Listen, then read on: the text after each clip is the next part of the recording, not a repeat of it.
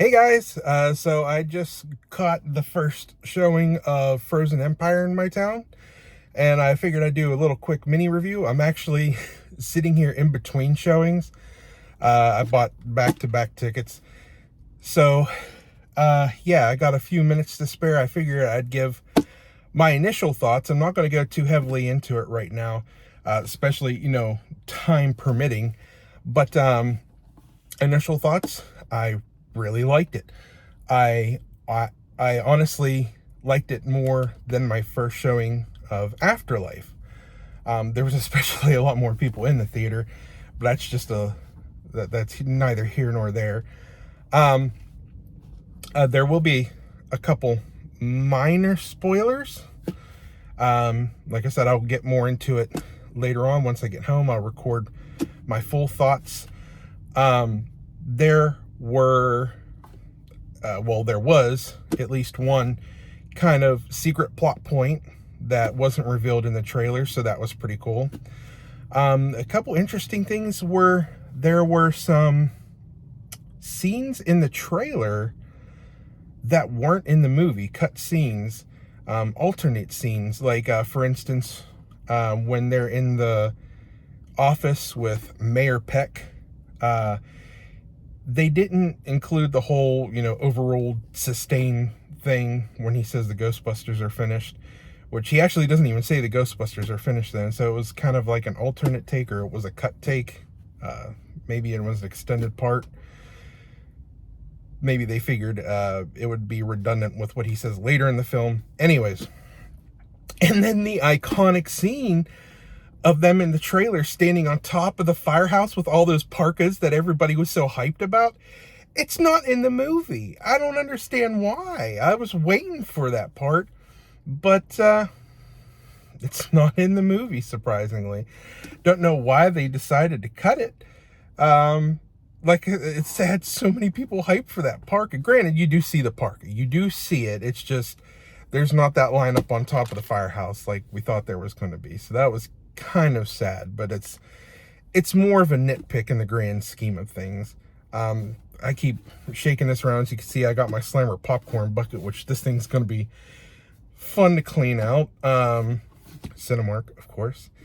I keep saying, I'm just trying to figure out what I can say with the time I have to say it. I did get, I did it again.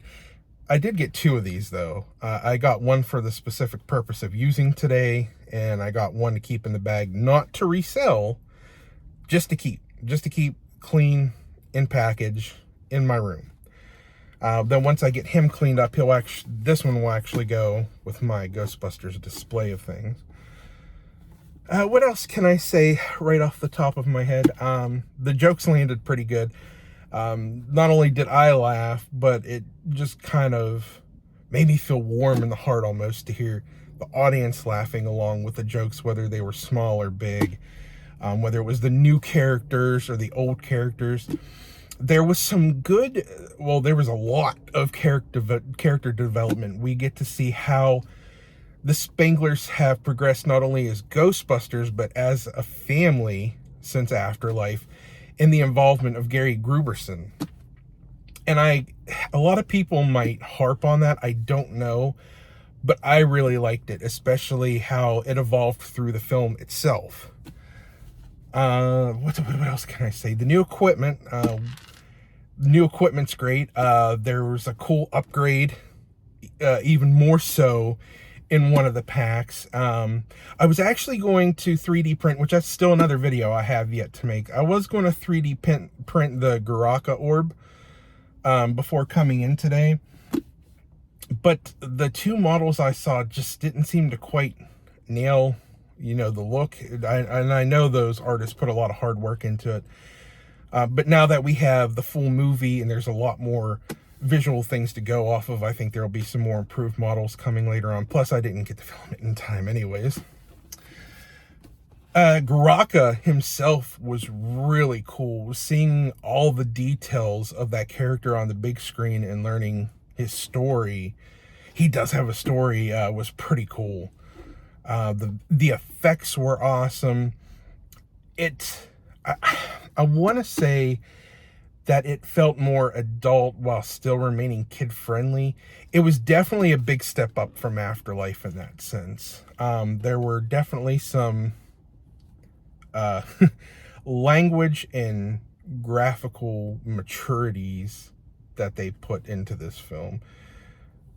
And I don't want to spoil too much, but like things you see in the trailer, like with the firemen exploding, I'll say it is at the very beginning of the film, in that scene where it's in the past and they're in that room with all the frozen people. There is a cylinder record player, and the handle is spinning with the guy's forearm and wrist attached to it while his body is frozen standing there, and his arm is just the one piece of his arm is just going away with the crank.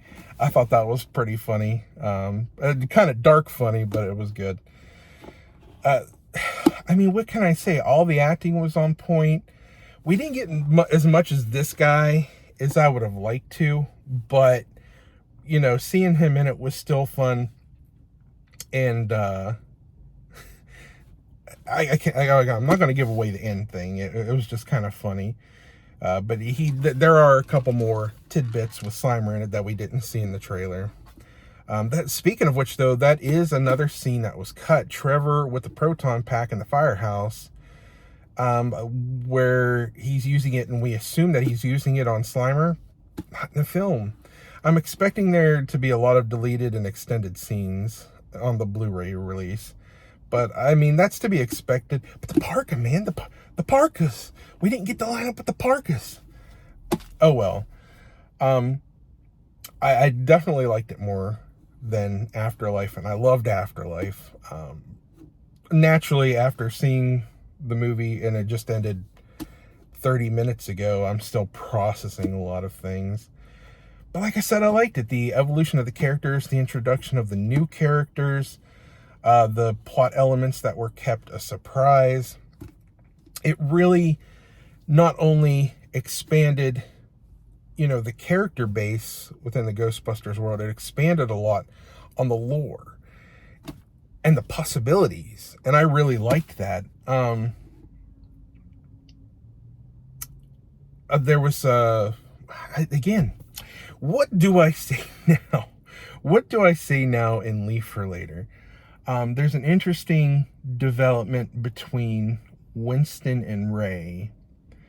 So not only are you getting the progression and evolution of the Spengler family, but you still have development being made with the original characters. Also good.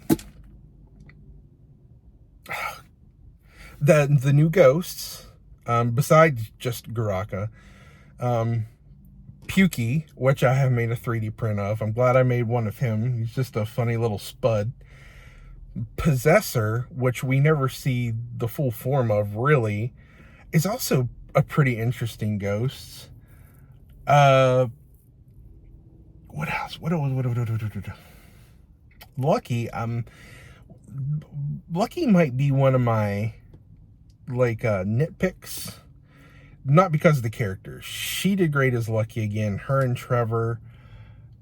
Trevor's story sort of kind of took a backseat. They still have that chemistry between them, but she just kind of showed up, and like Trevor was surprised by where he found her, which we all know she's in the Engineer Corps. We see that in the trailer, so I guess that's not a big spoiler. But when they go to Winston's engineer center for the first time, he's like, "Oh, Lucky's here. Hey, Lucky, it's me." And it's like, and he even mentions how she told her that she'll be interning, but she didn't say where, I guess. I don't know. Like I said, that's kind of a nitpick. It was just like, okay, she just didn't tell him.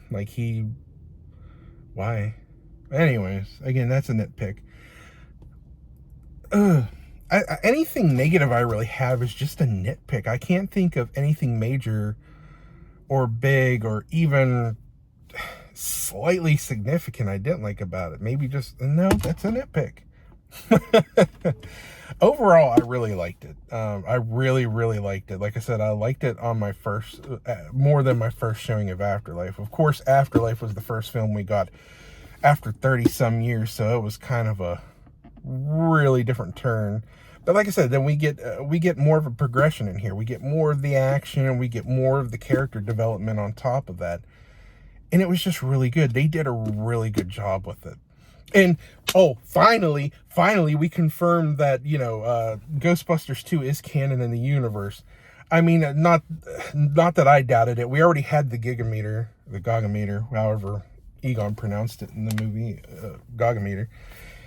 But we had that in Afterlife, so we already kind of knew that was a thing. But, in this one, we get a lot more drops. We get the Ghostbusters 2 logo on a box in the attic. We see the Ghostbusters 2 jumpsuit in Ray's closet. But more so in the news, they actually mention the whole Statue of Liberty incident in 1989. So that's them literally just throwing it in your face that, yes, Ghostbusters 2 did happen. Stop asking, please. It was a thing. And then, of course, there is the mood slime. The mood slime is in the movie. It's not used in any kind of relevant plot point. It's just, it's in the engineering area, and we know it's something that they use, and it is mentioned by name. So it's there. It's there. Ghostbusters 2 was more than confirmed. I guess you could consider that a spoiler. No Vigo the Carpathian. They're not recycling him. I don't even think they really mentioned his name. Like I said, there were nods to Ghostbusters 2, just showing, this happened and this is still here and such. But anyways, it was great. It was great. Okay, now that I could think of one negative, I am going to save it for the main review. Well, you know what? I'm just kind of ranting on. Maybe this will be the main review. I still have a little bit of time. One of the plot points not revealed in the trailer was a ghost that Phoebe makes friends with. And this is a big spoiler. And it almost kind of felt like Phoebe was questioning death and almost willing to give up her life to kind of experience being a ghost, and in order to be friends with this girl, maybe more. I don't know where they're going with that, but and